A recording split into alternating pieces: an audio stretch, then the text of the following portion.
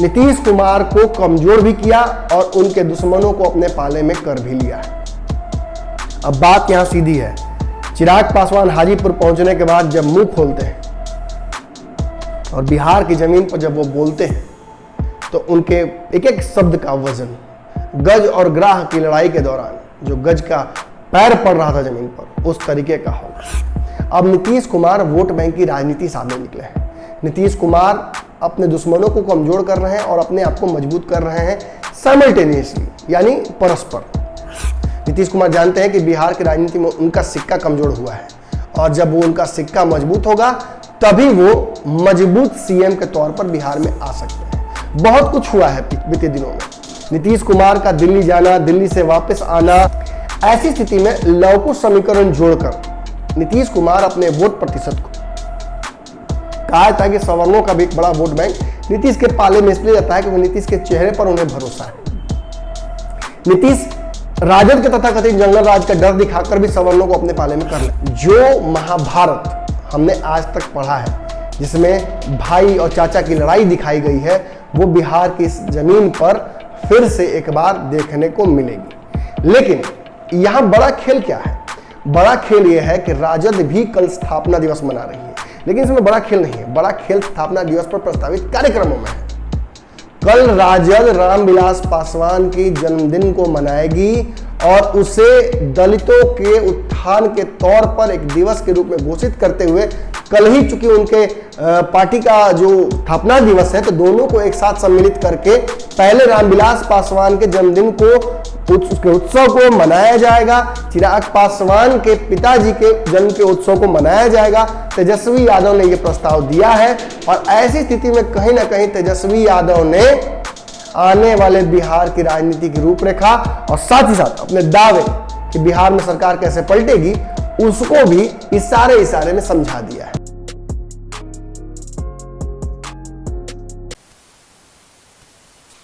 नमस्कार, भारत लाइव देख रहे हैं आप और ये पंचनामा है। पंचनामा वो शो है जो अब बताना जरूरी है क्या? पंचनामा को तो आप अच्छे से जानते हैं, मुझे भी आप अच्छे से जानते हैं। कुछ दिन रास्ता जरूर बदल दिया था मैंने, लेकिन आना मुझे इसी रास्ते पर ही था। आज पंचनामा की कहीं ना कहीं एकदम प्रासंगिक तौर पर वापसी हुई है और प्रसंग भी इतना तगड़ा है कि शायद पंचनामा का ये सुपर एपिसोड भी आप कह सकते हैं। आज जो हेडलाइन देखकर आप आए हैं आपको कंटेंट उतना ही नहीं मिलेगा, उससे कहीं ज़्यादा मिलेगा। कल बिहार की राजनीति का शायद सबसे बड़ा दिन होगा। अब आप ये कह सकते हैं कि किसी पार्टी का स्थापना दिवस इतना बड़ा दिन कैसे हो सकता है? किसी नेता के जन्मदिन को इतना बड़ा दिवस आप कैसे कह सकते हैं? तो ये केवल संयोग मात्र नहीं है। कल रामविलास पासवान जो कि इस दुनिया में नहीं है, एक बड़े दिग्गज नेता, बिहार के इतने बड़े स्तंभ, शायद उनके इतना बड़ा स्तंभ न आने वाले समय में कोई होगा, न पूर्व में हुआ है। वो उनका अवतरण दिवस था और कल ही राजद का स्थापना दिवस है। राजद 25 साल की हो जाएगी। वो पार्टी जिसकी नींव लालू प्रसाद यादव ने रखी थी, जिस पार्टी ने बिहार में 15 साल शासन किया, उस पार्टी को अब युवा अवस्था की तरफ जाते हुए हम देख रहे हैं। वही दूसरी तरफ रामविलास पासवान का जन्मदिन भी है। उनके युवा पुत्र चिराग पासवान, जिनको बिहार की राजनीति में नीतीश कुमार और उनके चाचा द्वारा अछूत साबित करने की कोशिश की गई, जिनके सारे सांसदों को उनसे तोड़ लिया गया, एकमात्र विधायक को भी नीतीश कुमार ने पाले में करके ले गए। उस युवा राजा को यह साबित करना है कि यह साम्राज्य उसी का है। देखिए, लोकतंत्र की परिभाषाएं अलग अलग गढ़ी जा सकती हैं, लेकिन मूल एक ही है। जनता चुनकर भेजती है और जनता का शासन है। नीतीश कुमार जनता के चुने हुए व्यक्ति नहीं है। नीतीश कुमार के प्रतिनिधि जनता द्वारा चुने गए हैं और एनडीए के प्रतिनिधि जनता द्वारा चुने गए हैं, लेकिन एनडीए के प्रतिनिधियों ने नीतीश कुमार को चुना है। और नीतीश कुमार को लेकर भाजपा ने जो भी पूर्व में जो भी काम किए हों, चाहे चुनाव को लेकर, नीतीश कुमार की सीटों को लेकर, चाहे नीतीश कुमार के खिलाफ कहा जाता है चिराग पासवान के साथ साठगांठ करना, इन सब का समय अब समाप्त हो चुका है। अब नीतीश कुमार वोट बैंक की राजनीति सामने निकले हैं। नीतीश कुमार अपने दुश्मनों को कमजोर कर रहे हैं और अपने आप को मजबूत कर रहे हैं साइमल्टेनियसली, यानी परस्पर। अब ऐसी स्थिति में नीतीश कुमार की नज़र जो है वो सीधे लवकुश राजनीति पर है। पहले उन्होंने दलित राजनीति साधने की कोशिश की, लेकिन चुनाव के दौरान उन्हें एहसास हो गया इस बात का कि चिराग पासवान के रहते लवकुश राजनीति, जैसा कि रामविलास पासवान के रहते उन्हें एहसास हुआ था, जिसमें उन्होंने महादलित और दलित का डिवीजन क्रिएट किया था, उन्हें एहसास है कि इस वोट बैंक पर उनका दबदबा कभी नहीं हो सकता है।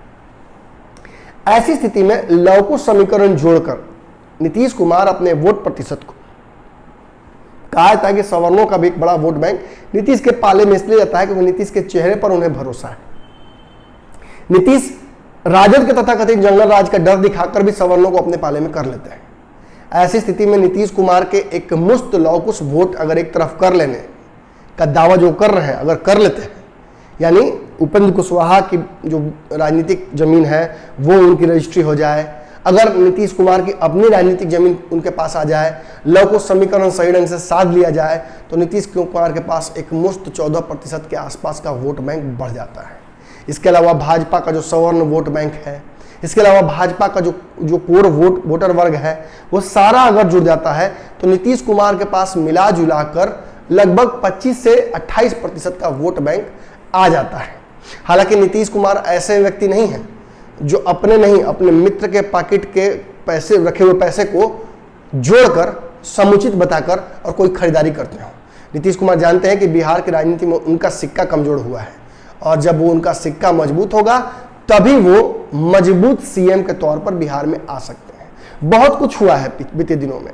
नीतीश कुमार का दिल्ली जाना, दिल्ली से वापस आना, जिस तरीके से राष्ट्रीय अध्यक्ष के तौर पर उन्होंने मनोनीत किया था अपने बहुत पुराने मित्र को, जो कि उनकी पार्टी में उनके बाद के पद पर आते थे, उन्हें अपने से ऊंचा पद पार्टी में दे दिया और राष्ट्रीय अध्यक्ष बना दिया आरसीपी सिंह को।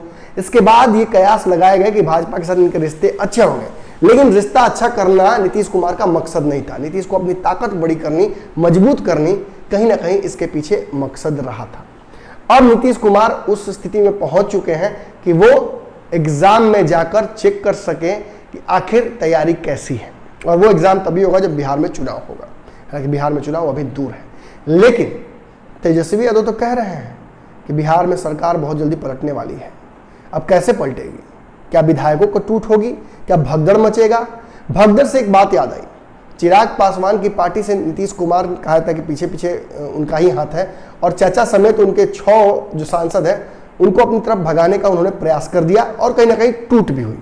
लेकिन आपको ये बात पता है कि चिराग पासवान ने अभी कल ही वो दिल्ली से पटना आएंगे, आशीर्वाद यात्रा उनका प्रस्तावित है, वो जाएंगे हाजीपुर, वो क्षेत्र जो कि रामविलास पासवान का गढ़ है, जहां अब उनके रामविलास पासवान के माने नहीं रहने के दुनिया में बाद उनके चाचा को मिल जाता है विरासत में, उस विरासत को भी अपने पाले में करने आए हैं।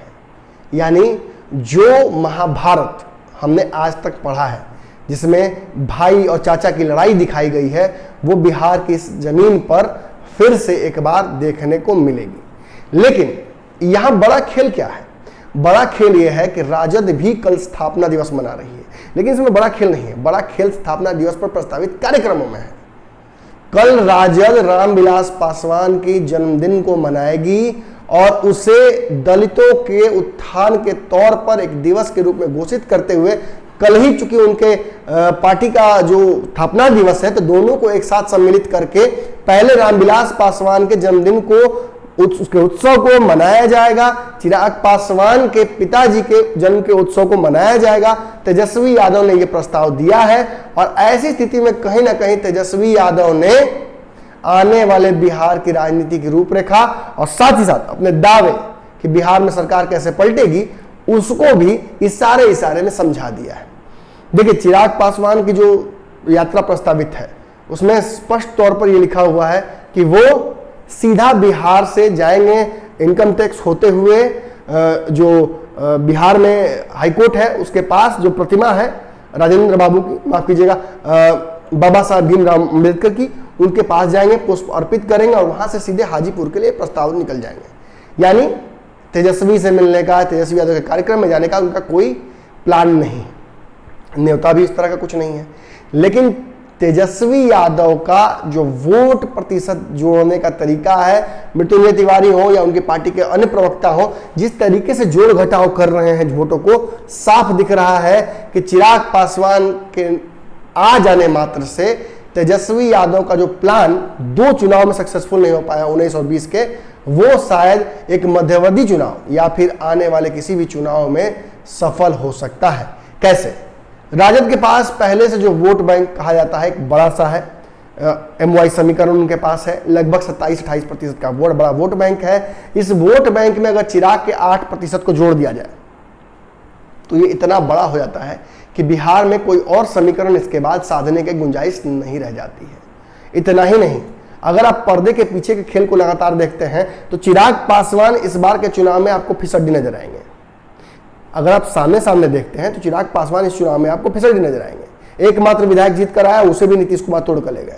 लेकिन क्या आपको पता है कि चिराग पासवान जो करने गए थे वो कर दिए उन्होंने नीतीश कुमार के कई दिग्गज नेताओं को चुनाव हरवाया, नीतीश कुमार को तीसरे दर्जे की पार्टी बना दी, नीतीश कुमार को सीएम बनने में भी खुद के बल पर तकलीफ हो रही थी, भाजपा की अनुकंपा पर उन्हें बनाया गया। असहजता का नीतीश के जो भी कारण रहा हो वो उनके मन में हो, लेकिन जो बाहर दिखता है वो यही है कि कहीं ना कहीं चिराग पासवान ने नीतीश कुमार को उनकी राजनीतिक हैसियत बिहार में याद दिला दी।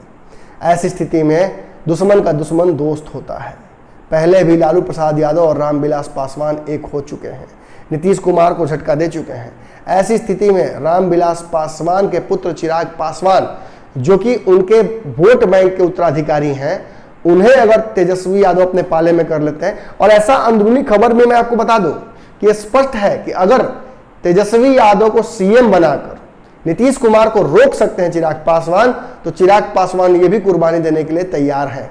भाजपा के साथ लगातार बने रहने का कसम को चिराग पासवान ने खा नहीं रखा है, और वैसे भी उनके मुंह से निकल ही गया, जब हनुमान को राम के समक्ष आकर सहायता मांगनी ही पड़े तो राम कहेगा और हनुमान कहेगा। ऐसी स्थिति में अपने घर से लगातार, अपने क्षेत्र से लगातार, अपने दल से लगातार हनुमान ये दहाड़ लगाता रहा कि वो राम के साथ है। लेकिन ऐसी परिस्थिति में जब उनके ही चाचा ने उनके साथ विश्वासघात किया, कोई उनके साथ खड़ा नहीं रहा, तो ऐसी परिस्थिति में कहीं ना कहीं भाजपा से भी उनका मनमुटाव हो जाता है। और लॉन्ग टर्म मनमुटाव हो ना भी हो तो कम से कम भाजपा को इस बात का एहसास जरूर कराना पड़ जाएगा। राजनीति में ये चीजें बहुत महत्वपूर्ण होती हैं, संकेत और जो साबित करना होता है ये बड़ा इंपॉर्टेंट होता है। इसी तरह का एक संकेत जब रामविलास पासवान की राजनीतिक जमीन घसकने लगी थी तो लालू प्रसाद ने राज्यसभा भेजकर सपोर्ट करके उन्हें एहसास कराया था। आज जब चिराग पासवान की राजनीतिक जमीन घसकाने की बात आ रही है तो तेजस्वी यादव उसी जगह खड़े हैं जहां लालू यादव मौजूद थे।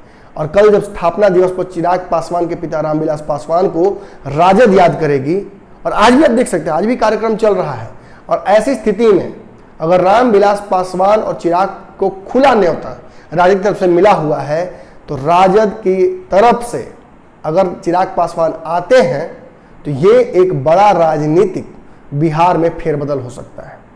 हालांकि खुले तौर पर चिराग पासवान तेजस्वी यादव के साथ आए बना है, अगर पर्दे के पीछे भी जिस तरह का खेल वो करने के शौकीन रहे हैं और इस चुनाव में जिस तरीके से 143 सीटों पर लड़कर उन्होंने नीतीश कुमार को डैमेज करके दिखाया है, अगर ऐसा भी कोई खेल वो कर देते हैं तो नीतीश कुमार और भाजपा को बिहार में दोबारा आने से सीधे तौर पर रोका जा सकता है। चिराग पासवान क्या करेंगे ये तो उनके मन में है, लेकिन एक बात जरूर उनके आसपास के करीबी लोग लगातार हमें भी बताते आ रहे हैं, दबी जुबान में या छुपे हुए अंदाज में ही बोल रहे हो, लेकिन स्पष्ट कह रहे हैं कि अगर तेजस्वी यादव को सीएम बनाकर हम नीतीश को रोक सकते हैं तो उसकी तैयारी हमने कर रखी है। और इसके लिए अगर आने वाले समय में जो बड़ा वोट बैंक है दलितों का, उसे अगर हमें तेजस्वी यादव की तरफ मोड़ना पड़े तो हम उसके लिए भी तैयार हैं। यानी तेजस्वी यादव ने एक दाव से नीतीश कुमार को कमजोर भी किया और उनके दुश्मनों को अपने पाले में कर भी लिया है। अब बात यहां सीधी है, चिराग पासवान हाजीपुर पहुंचने के बाद जब मुंह खोलते हैं और बिहार की जमीन पर जब वो बोलते हैं तो उनके एक एक शब्द का वजन गज और ग्राह की लड़ाई के दौरान जो गज का पैर पड़ रहा था जमीन पर उस तरीके का होगा। और वो भी आपको याद ही होगा कोनहरा घाट हाजीपुर में ही पड़ता है। ऐसी स्थिति में बिहार की राजनीति में एक बड़ा परिवर्तन, जैसा कि भौगोलिक परिवर्तन हुआ था गजगा की लड़ाई के दौरान, वैसा ही परिवर्तन होने जा रहा है। देखते हैं इस बार गज कौन है, ग्राह कौन है। लड़ाई तो बहुत बराबरी की है। नीतीश कुमार ने भी खुले तौर पर दोनों युवा नेताओं को चुनौती दे दी है। ऐसी स्थिति में इन दोनों युवा नेताओं को बिहार में कल के दिन ये साबित करना होगा कि वो नीतीश कुमार के सामने किस रणनीति और कितनी ताकत के साथ उतरते हैं। लेकिन एक बात तो तय है, जिस तरीके का वोट बैंक इन दोनों को विरासत में मिल रहा है, अगर उस वोट बैंक को साथ लाने में कामयाब हो जाते हैं तो निश्चित तौर पर बिहार की राजनीति की वो चाबी जो एक बार रामविलास पासवान के हाथ में आई थी, इन दोनों के हाथ में आ सकती है। और दोनों अगर अपनी चाबियों से दरवाजा खोलें तो बिहार की सत्ता तक, सीधे उस कुर्सी तक पहुंचा जा सकता है। पंचनामा के आज की किस्त में इतना ही।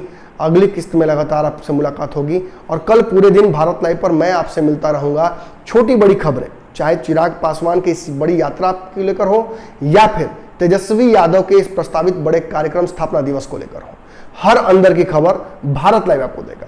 बाहर की जितनी बड़ी खबरें हैं बाकी चैनलों पर आप देख सकते हैं। अंदर की एक एक खबर मैं आप तक पहुंचाऊंगा। धन्यवाद।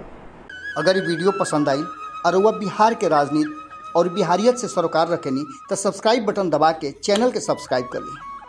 ओजे एगो घंटी बा, ओकरा बटन दबा देला से कुल सटीक और मारक खबर रुआ मुफ्त में मिल जाई। अगर रुआ पत्रकारिता के हमनी के नया प्रयोग में सहयोग कर चाहतानी तो ज्वाइन बटन दबा दी। पेटीएम नंबर नोट कर ली 9386816700। धन्यवाद।